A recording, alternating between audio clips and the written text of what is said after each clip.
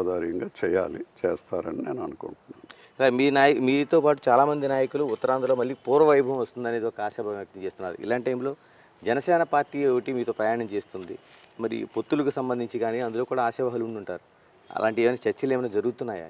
ఒక ఎలక్షన్ అయిపోయిన తర్వాత మళ్ళీ ఐదో సంవత్సరానికి ప్రిపేర్ అయ్యేటప్పుడు వ్యక్తుల్ని, మనస్తత్వాల్ని, వాళ్ళకు ఉండేటటువంటి ప్రజల్లో ఉండేటటువంటి వెయిటేజ్ని ఎప్పుడు చేసుకుంటూ వెళ్తూనే ఉంటుంది పార్టీ. అందులో తెలుగుదేశం పార్టీ మరీ ఎక్కువగా ఏమైనా ఉందా సార్ అటువంటి డిమాండ్ లాంటిది? ఎందుకంటే 8 నియోజకవర్గాలు ఉన్నాయి మనకి శ్రీకాకుళంలో. ఇప్పటికే పవన్ కళ్యాణ్ కొంచెం ఉద్దానం లాంటి ఏరియాల్లో అంతా తిరుగుతున్నాడు, ఉత్తరాంధ్రలో కొంత కాన్సన్ట్రేషన్ చేస్తున్నాడు ఆయన.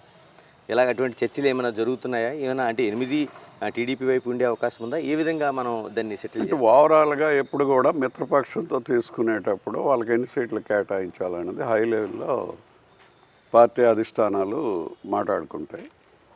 మేము ఎప్పుడు కూడా నాకుండే ఈ పరిజ్ఞానంలో చూసే దీంట్లో మాట్లాడుకునేటప్పుడు సీట్లు ఎన్ని అనేది ఎవరికి ఎన్ని అనేటటువంటిది కన్ఫర్మ్ అయ్యాక కొన్ని పారామీటర్స్ తీసుకొని 1-2 అటు ఇట్లో వాళ్ళ మనుషులను వాళ్ళు పెట్టుకుంటారు, మా మనుషులు మేము పెట్టుకుంటాం. ఆ విధంగా చేస్తాం తప్ప పార్టీలు కూడా అక్కడ ఉండేటటువంటి సామాజిక వర్గాలు, రెండోది సోషల్ ఇంజనీరింగ్ కొత్తగా ఓ పేరు వచ్చింది. సోషల్ ఇంజనీరింగ్ కానీ ప్రజలతో మమేకమైనటువంటి పరిస్థితి అందరికీ కావాలి. కానీ అందరూ ఐఏఎస్ అవ్వాలా, అందరూ ఐపీఎస్ అవ్వాలా, అందరికీ ఉంటుంది. కానీ దానికి కావాల్సినటువంటి ప్రిపరేషన్ కావాలి. దానికి అనేకమైనటువంటి హర్డిల్స్ ఉంటాయి. వాటిల్లో ఆ జవాబులు చెప్పగలగాలి, పాస్ అవ్వగలగాలి, రావాలి. అలాగే పాలిటిక్స్లో కూడా ప్రజల మన్ననలు పొందడానికి ఇది మామూలు పరిస్థితి కాదు.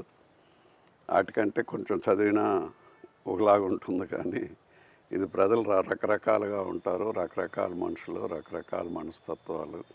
వీటన్నిటినీ తెలుసుకొని రావాలి అని అంటే మరి మన కోరికే కాదు, ఆ ప్రజలకి ఆ కోరికకి కావాల్సినటువంటిది, ఆ పదవికి కావాల్సినటువంటి కార్యక్రమాలు, లక్షణాలు కూడా మనలో ఉండాలి. లేనప్పుడు మనకు విజిబిలిటీ ఉండదు.